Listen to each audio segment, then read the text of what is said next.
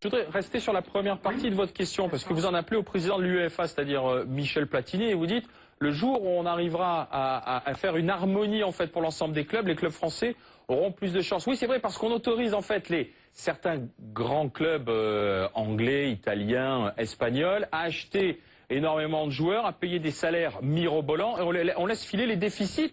Et je vais me retourner vers Guillaume, qui est agent sportif en Espagne. Donc c'est vrai que là, il y a un vrai déséquilibre contre lequel les Français ne peuvent pas lutter, quels qu'ils soient, quels que soient les clubs. Oui, mais c'est pas un problème de DNCG, c'est surtout un problème fiscal. En effet, je vais prendre, pour que ce soit clair, je vais prendre Eto'o, par exemple, qui irait à Lyon l'année prochaine.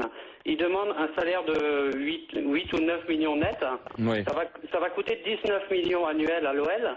Ça en coûte que 12 au Barça.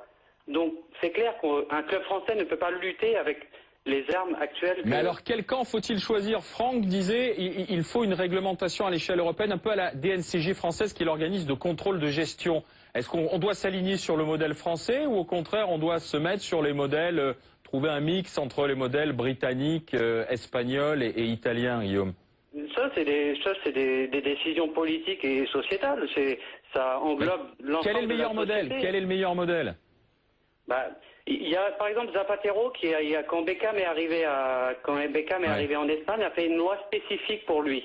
C'est-à-dire qu'un étranger qui vient s'installer en Espagne et embauché par une firme espagnole ne paye que 24% d'impôts sur ses revenus. Donc c'est clair qu'en France il en paiera 40 et voilà. Et donc ça, si on veut du spectacle et si on veut des stars, il faut adapter ça, on va dire, à la mode espagnole.